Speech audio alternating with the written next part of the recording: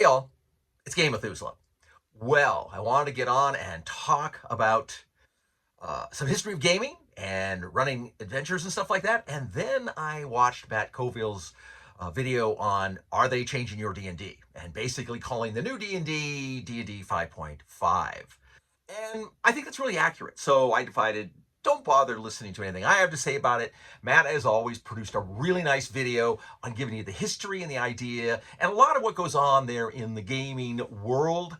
That's interesting, how certain people are all sort of dedicated to one type of game or the other. So I just thought, hey, get on there and watch Matt's video. As often he's really enlightened and he really gets into the nitty and the gritty. It's a long video and he apologizes, which I don't know why he did, because of course most of you who follow him know he can read the yellow pages, and that likely was going to be interesting. But what I want to talk to you today about is my game. Now, I'm going to talk about a little bit of what's going on in the gaming world, and towards the end of the video, I'm going to start talking about how mechanics work in my game that we are crowdfunding currently on Kickstarter. Now, there was a little bit of bad luck for me. I happened to start my Kickstarter the day before Matt Coville kicked his. Now, I was kind of depressed about that whole situation until my partner said, look, a rising tide raises all boats. And maybe that'll be the case here. We also took a longer kickstart because obviously a lot fewer people know about us. And I think that's going to be true. We've still got over 30 days, so I'm hoping that people will take a look at what we're doing. If you're really interested and you want to get just some general information, we are on d9-games.itch.io. You can look at our original 2 playtest situations we're working on. They're kind of crude. A lot of things have changed. A lot of things have been improved, but you can get a sort of an idea how things are working. And take a look and give us some feedback and the like. I think you've already heard some of it. If not, I'm going to try to attach the information onto this video. My tech skills are never good, so I'm never sure that's going to work, but I'm hoping this time I'll figure it out. Anyway, I want to give a chat and a look to see about gaming, because this is something that Matt mentioned, which I really like. We have been in a renaissance of gaming for quite a while, and a lot of other people decided we better run our own game. We better create our own game and get off of supporting just the Hasbro Wizards of the Coast D&D variants, because we're not sure a company that size how they're going to want to operate. And that's a little nerve-wracking to people when they're trying to determine how they're going to pay their bills with what they're doing on the internet. In our game, we're doing a sort of different thing. Really, the idea behind what our game is to make it as fast as we possibly can, have the players running all the dice. You might have already heard all this. And then the enlightenments. And the idea of the enlightenments is that you're going to break the game at least once or so in your group, most likely every night that you run the game. That's sort of where we find that, usually have 1 enlightenment a night, sometimes 2, sometimes none, sometimes 3 or 4. And the enlightenments allow you to expand the character the way you want it to be based upon what you are doing. And that's what we wanted. We wanted a game that was fast and fun. We could get all the role-playing and fighting in a much shorter time, and allow people to do more with their characters and make them more unique, so they're just not like the same. My warrior is the same as everybody else's warrior, and my wizard is the same as everybody else's wizard. Which I see a lot in the games that are currently very popular, where, again, like I said, they're sort of like computer games. They sort of restrict what you can do, not open the game up. And I like the opening the game up attitude, and that's where we are. I have groups that we have played with from the 70s on, and there's about 5 role-playing games that we play. Sadly, none of them are D&D. We play different games, and I mentioned a lot of them. I apologize on Dragon Quest. It's a game I really, really, really like. My friend Don, he wanted to buy the game from the current owners that had no interest in selling it to him because they didn't want it back out there competing with their current product. I understand that. But it's a really good game. It's needed an update. It really needs an update now if their time's passed. But I was going to tell you, hey, go on eBay and pick up a copy, because, 2 years ago when I did the first video on this, it was about $10 to $20 for a copy of the game, which was a steal. So I went on today to look to see, you'll recommend that, and there was one for 40 and one for 60, and everything else was 130 and up and up and up. And I thought, whoops, people have discovered this game now. I hope it wasn't my fault because it raised the price. But it truly is a good game, and it's interesting to play and interesting to see the mechanics. Now, I know most people stay with the game that's popular. It's like the haranguing I got from many of my gaming friends why I was playing Warhammer Fantasy when I had so many other good army battle games out there that I owned and wasn't using them. And the reason was very simple. I was in 2 leagues. Like with the same with Blood Bowl, I could be in multiple leagues playing with multiple people, meeting new players. Whereas if I was to drag out some other game system, nobody would play it. And that's important. And I understand that. That's why I think most people play Dungeons and Dragons. Because it is the game that everybody knows that most people know what it is. Because most people who talk about role playing, even if it's not Dungeons and Dragons, usually say, oh, you play Dungeons and Dragons. And you understand that if you play, because I'm sure there's already people who are saying that to you. But there's a lot more out there, and there's a lot of advantages in finding small games. The big advantage is, first of all, is you can have an impact on the game. In our situation, because we are crowdfunding, we don't know how this is going to go. We hope it'll go fine, but it might not. We might have to regroup and figure out other ways to do this. We might hold off and do more and then try to figure out a way to get it crowdfunded in the future. The other problem is, this is not the same as 5 years ago. 5 years ago, you knew what something cost to print a book. You knew what it cost to sort of ship. Everything sort of was much simpler. Right now, because you're shipping internationally and things, and the rates have gone all over the place with the way inflation has affected the economy. Sort of today, $50 is the new 20. So when we put it out, we were like, well, what are we going to sell it at? I mean, it's very interesting because, ta-da! So we put it for $50. Now, we don't know what we're going to be able to do. I mean, if it gets crowdfunded at the minimum level, it may cost us a substantially more amount of money to print the book than it would if we were to sell, 200,000, 500,000, a million, type issues. So we don't know. We don't know where it's going to go on that. We're going to do miniatures, but I was really concerned about having a lot of 3D miniatures. I've got some sculpts and stuff that I would love to put in the Albion Twilight of Fate campaign that we're going to be using as our baseline. And then we're going to expand into, all the others, Homorian, Greek. We'll be doing Middle Eastern. We're going to do every theater we possibly can. Space, all of that we want to do using the rule system because it applies to many, many things. Because that's what rule systems do. What all the people out there who are now in the process of producing their own game systems, whether it's Paizo or anyone else, they're going to be focusing on the fact that they're going to have a baseline game system you can build on. And you just need to pick what it is. You need to pick what system you want to use, what your group wants to play, and everything else. I think I mentioned at some point when I first started playing with the PAD group, Mac Hellville's group, and I said they wanted me to DM. And I said, sure, I'll DM. You guys want to play Fantasy Trip? You want to play, Dragon Quest? You want to play Empire of the Petal Throne? And they were like, well, no, we want to play D&D. And I'm like, why? Okay, sure. 3.5 D&D. Yeah. I mean, what fabulous. I learned how to play it. And then I walked out, and you've heard the varying myriad of stories about how that worked out. And eventually, like I said, I became very, very, very good with the game because it's D&D, and I pretty much know it from the very inception. But in the back of my mind, since I had already created a game called The Magic Sword a billion years in the 70s, and I never published it because you had to actually have money to do that, and I wasn't going to spend the amount of money to produce a game to go compete with Dungeons and Dragons and other game systems that were available out in the market when I had to put my dollars up first and didn't know if it would even have 2 people buying it. And that's always the risk back then. Now, with crowdfunding, a lot of people can say, yeah, sure, I want to see what you're going to do. And even if I don't like it, I want to have a copy of it on my shelf so I can show my friends. And then it'll be like, my original D&D from 1974 that sits back here. And it's the original. It's not the white box that they actually printed.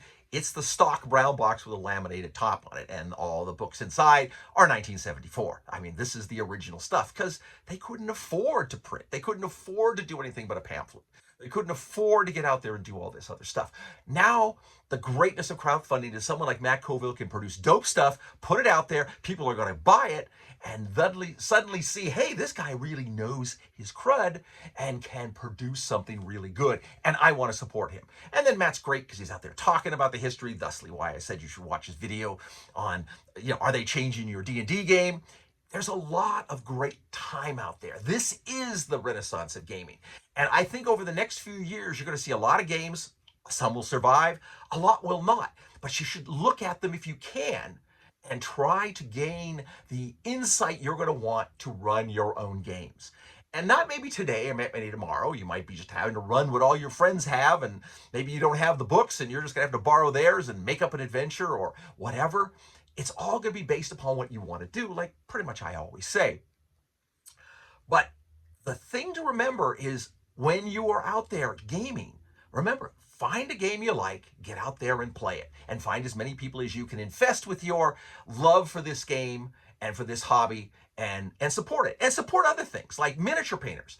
You know, Mike Mordor, the Goblins of Mordor, years ago, and I think I mentioned him in a video, I know I did, was that he was painting miniatures very cheaply. Now, he was in Scotland, and he was paying for the freight, which has become nightmarish, I'm sure, because even though I still support him, at the level I think I'm supposed to get like 2 miniatures a year, I don't think I've seen a miniature for a couple of years, but I don't stop supporting him because he needs the economy, and I know, as I've told him, don't ship me one figure. I mean, it's ridiculous. Just wait till you get a whole big package of figures and, whatever period of time, and then ship them. So maybe he's saving up for whatever is economic for him to ship. That's perfect for me. It's like the many, extreme amounts of thousands of painted miniatures I have. I don't need more stuff. I need to paint more of what I have. I do love other people's painted figures. I love it when I get figures from people where they've painted them and signed their name, because then it's like you are now part of my gaming history. I mean, I will do a blurb, talk about your stuff, get out there and try to support you. I ran into somebody at my local bakery who said, "Hey, you're Game Methuselah." And I'm like, yes. And he goes, "I watch your videos, and thanks a lot. I love your content." I'm like, "Yay." And I said, "Well, what are you doing? Are you playing or DMing?" And he started telling me about his campaign. And he's going to run this goth campaign. I'm like, "Yeah, okay, that's kind of gothic horror." And I'm like, "Well, I tell you what, I said, how your miniatures doing?" He's like, "Well, I guess I'm building some terrain, but I'm kind of lax about getting my miniatures painted." And I said, "I tell you what, I will bring down and give you some undead figures of mine that you can add. Just give me your names, make sure I give them to the right person. And next time I go down to the bakery, I'll drop them off. And he can go from there. So you can start building your collection by having a few of my figs. I'll still have a couple thousand undeads left, painted, and I don't even want to think about how many I have unpainted, but nonetheless, helps get people started. My friend Rod, I'm always sending him some old figures. Every once in a while, I'll find stuff, and I go, I'm never going to paint these. I stick them in a bag, a little padded mail bag, and I ship them up to Rod to paint. And he's one of my guys who follows me, and he talks to me, and we sort of kind of become online game friends. And I'm hoping that someday he's going to come down here, and I'm going to get to go have coffee or lunch or something with him, maybe drag him to one of my play tests or just come see one of my games, or who knows. But that's how the world goes, and that's the greatness of this hobby, as I've mentioned umpteen boring times to you. It's all about making the friends and meeting the people, especially new people and different people. That's why I say go to cons, meet 100 new people, say, can I come join your game, and wherever they live, if it's feasible for you to get there, and really enjoy your hobby. So I'm going to take a couple of minutes now and talk about my game, give you some content ideas, let you know what we're doing. So if you're not interested in hearing that, get off now and go spend 50 minutes listening to Matt's video on how they're changing your D&D game, if you haven't already. Okay, I'm back. I want to give you a little bit of insight onto Enlightened. Enlightened came in a situation that my friend Steve has been one of these people who loves to write game rules, and he's been working on all kinds of games. And some of them are cool, really interesting. A lot of them are really kind of fascinating basic concepts where he's making board games and things like that, trying to do something to add to the game.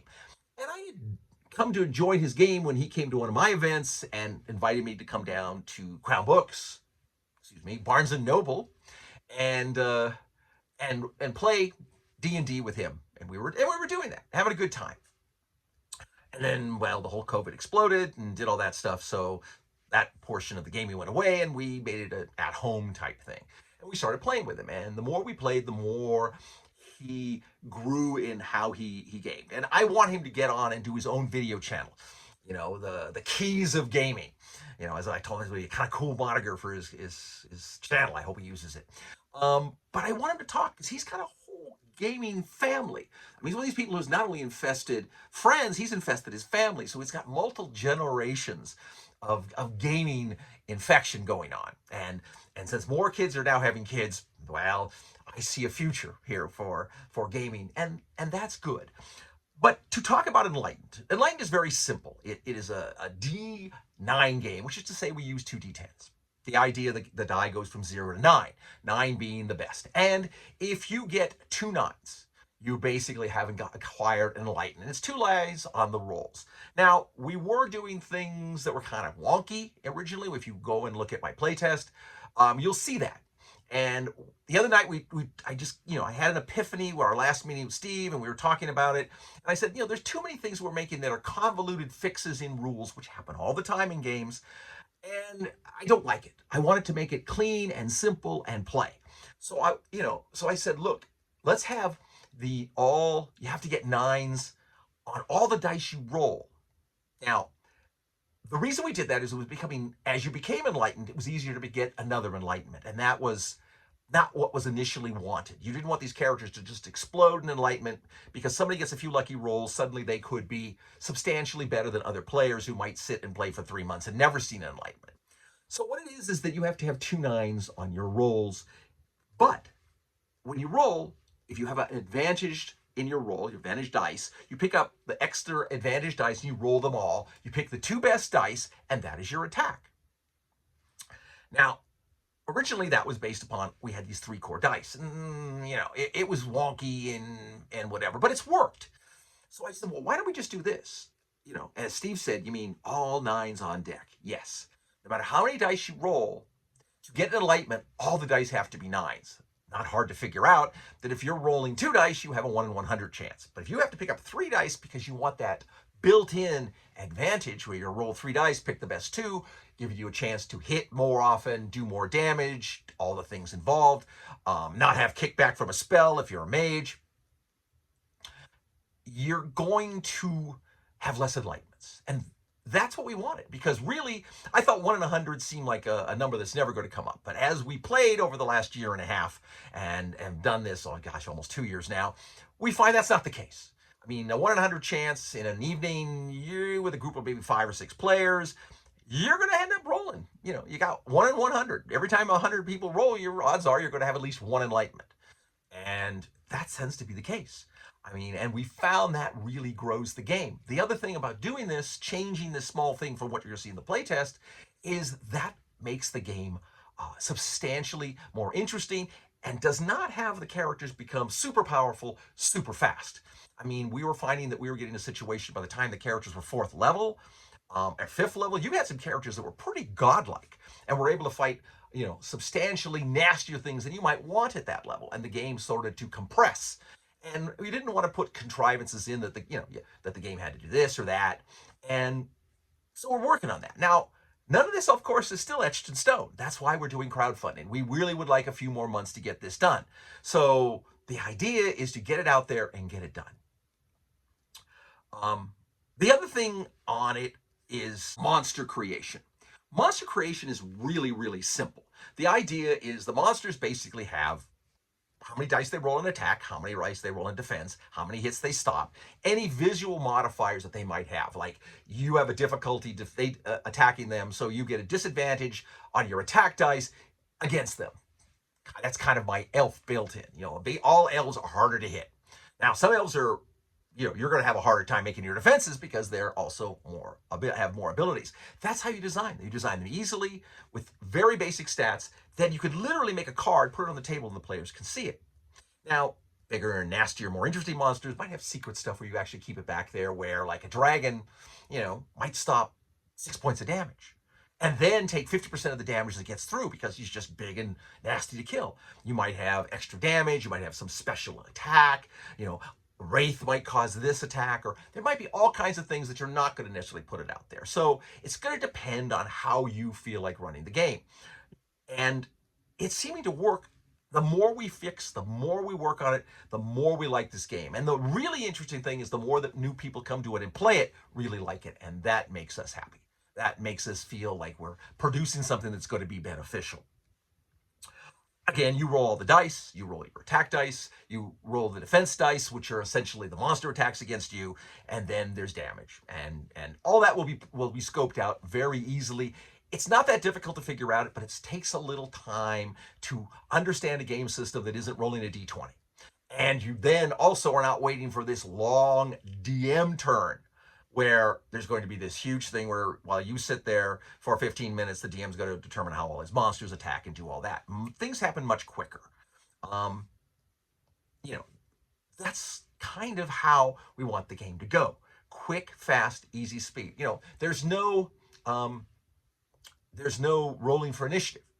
You sit at the table the way you want to go in order. The only person who starts the game being able to break the initiative situation and go whenever he wants is the rogue.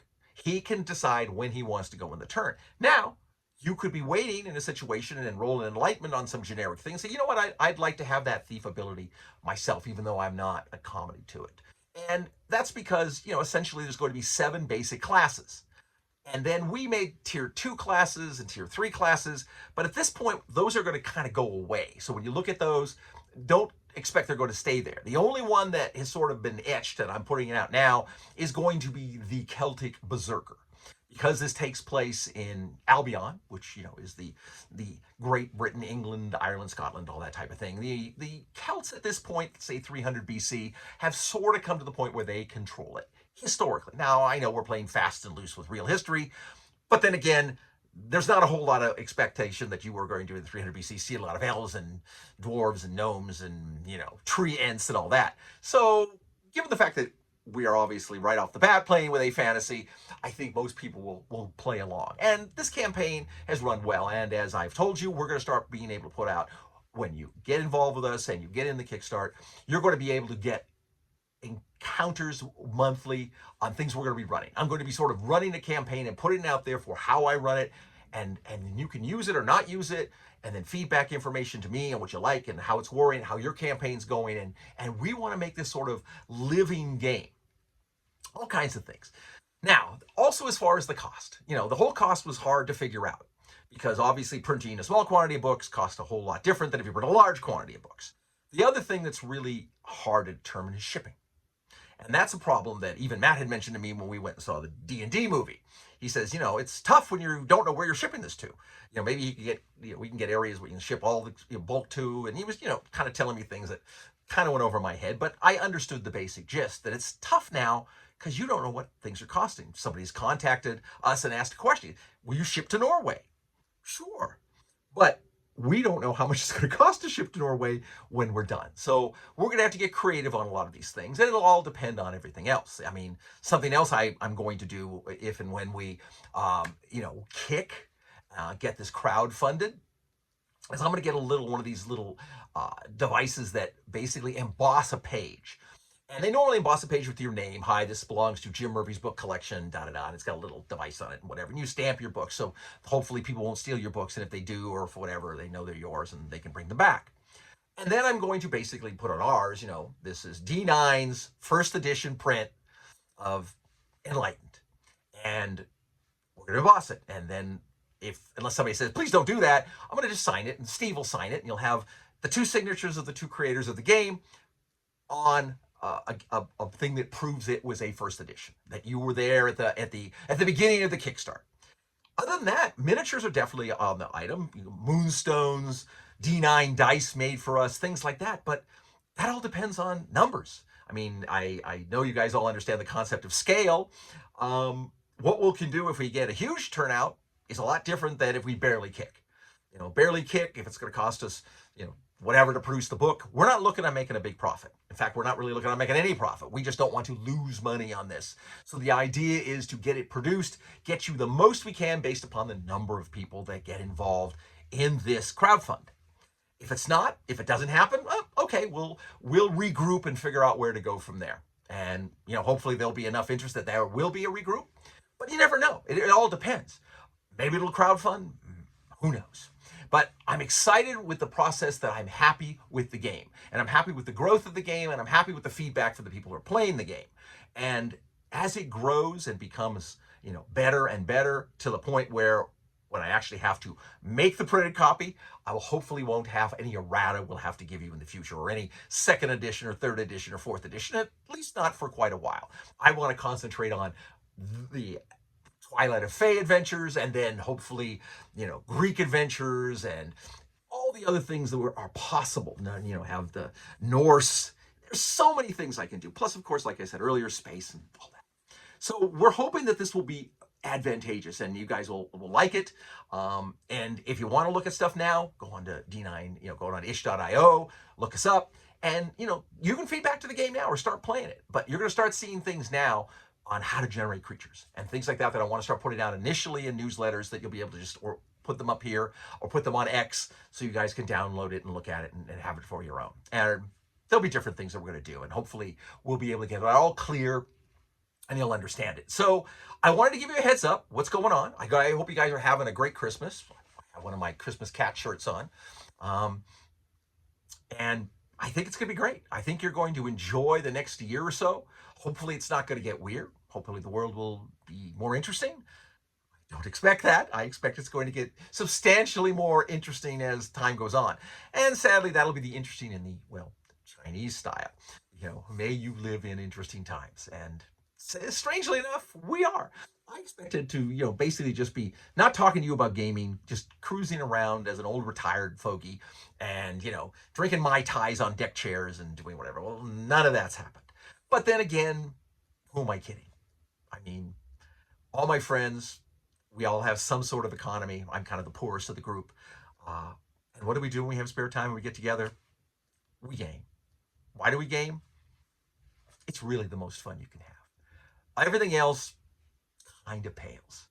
Being with friends and gaming, I still to this point have not found anything else that I enjoy more. Strange things maybe not included. But I wanted to let you know what's happening. I'm going to start talking about more and more about the videos, start putting stuff out there on monster generation stuff. If you're playing, if you want to get more information, come back to us, give us, feedback, and say, look, I want to see this, I want to see that. Can you post this up so I can see it? I want to see a Murphy Orc Trap in D9 games. Okay, I can do these things. But what I want you to do is start, opening your mind to all the other stuff's out there. Now, Matt's hit 3 million, so this game is happening of his. But, look into that. I think Matt Mercer's producing a game. Anybody out there producing some content, as much as I don't want to advertise for other people, I want you to buy my game, but I want you guys to think about what it is you want out of it.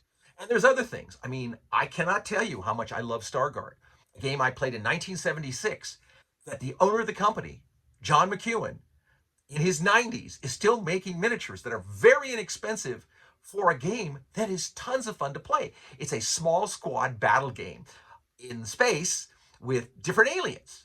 It's really fun. And it's always been fun. So I'm now getting some people coming out of the woodwork wanting to play this with me, which of course I'm going to do. And more miniatures of my Ralnai that I'm going to paint, and maybe some Torellians and maybe some Nectons. I don't know. But I'm telling you, if you've got a couple bucks, go see John McEwen's game. Look at that. Look at stuff that's out there. And think of other things. We love Traveler. Original Traveler. Old school Traveler. Space games are really a hoot. Star Wars. There's so many great games out there to play. Expand your group, expand your mind, and if nothing else, look online for somebody who wants to play a game. Is there anybody out there playing Star Wars? Whatever you like. And if they're somewhere near your house, can I come join your group? And the usual thing is, yeah, sure you can. Because they want the same thing that you likely want. They want some new fun people to come play their games and make their life more fun. And that's what this is all about. So take a look, and if you like what you want to see more of what we're doing and how we're producing, and you want to support us, please do. We'd love the support. But remember, the whole thing about it is enjoy your games and grow the hobby, because it's really important for the people out there who are doing the gaming to be getting other people into the gaming. And like I said before, get your girlfriend into play. Get her again into play. If you're married, get your wife to play. Get her friends to come over and play. I find that you get people who've never played before into playing some of these games. They suddenly really love it. I had one of my high school guys who all thought I was crazy in high school playing, well, Dungeons and Dragons. Well, these were just games. D&D really didn't come out till I sort of graduated, or was in my senior year. And they thought, you're just a crazy game player. Now they're like, I'm watching your videos. I kind of want to get together with you 50 years later and play Dungeons and Dragons with you, or whatever role-playing game system you're using. And that's the way it is. So anyway, I'm going to hope be talking to you a lot more, hopefully all the time now, as I bore you to death about different mechanics and answering questions and everything else like that. And take a look at what we're doing. Help us out if you can. If nothing else, please share my videos. Even if you're saying, not interested, share my video, because that helps me get more people maybe getting eyes on it, and maybe they'll look at it and say, hey, something that intrigues me, and maybe they want to look into it, and I could use the assistance. So thanks a lot for watching. Have a great one. And until we meet again, fight to be devils, fight, for I hate peace. Game on, and have a Merry Christmas.